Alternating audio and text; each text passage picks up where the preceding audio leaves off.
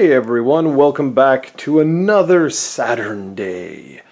And last time we took a look at this particular controller here, which was the original Model 1 controller for the SEGA Saturn.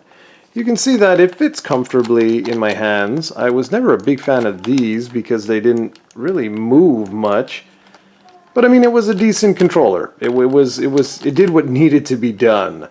So today what we're going to do is we're going to take a look at the natural evolution of this controller, which was the Model 2 SEGA Saturn controller, which is this bad boy right here.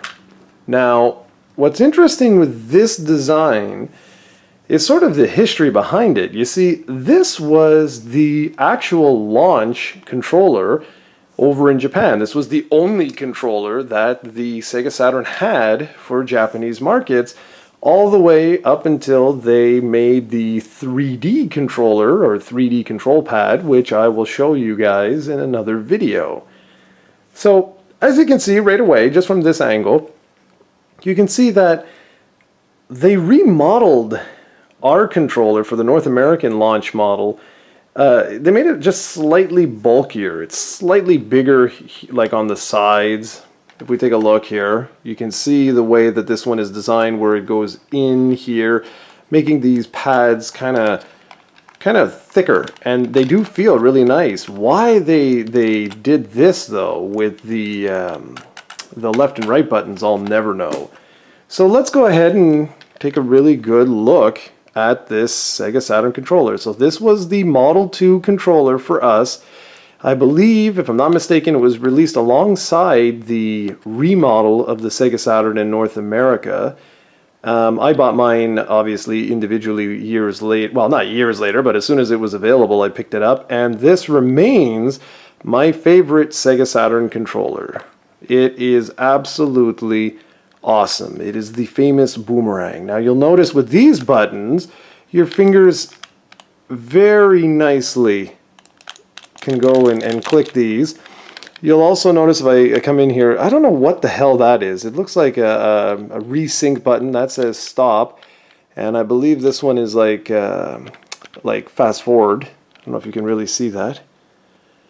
Buttons are great. Controller just feels amazing, and for most people, this is their favorite fighting game controller of all time. I'll flip it around so you can get a look. You'll notice, see here, they're much thinner. If I compare it to this bad boy here, it's much thinner, the sides here. They're not as bulky as this guy. This is the controller that I use for all of the reviews you see here on the channel, except of course for the 3D ones. And yeah, it's a really good controller, this. I have no idea why Sega decided to remodel to this particular controller, especially look at the D-pad. Look at the differences in the D-pad. This is like an experimental D-pad. If I take it and I show you guys really close, you can see the way they sort of like cave in to hold your thumb. This is the classic Genesis remodel controller D-pad, the one with the 6 buttons. So this is essentially a 6-button Genesis controller.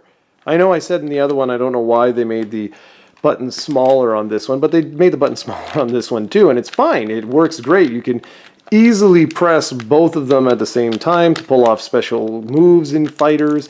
It's just great, and these can be allocated to super special moves, so if you press one, it's the equivalent of, say, pressing all 3 of these buttons. Press this one, it's the equivalent of all these buttons. But you can do any combinations really quickly. It's just a really comfortable controller, and why Sega decided to give us this one instead of this one, I will never know. This is my favorite SEGA Saturn controller, and it's one of my favorite controllers of all time, and it's so unfortunate that so few people have actually used this bad boy.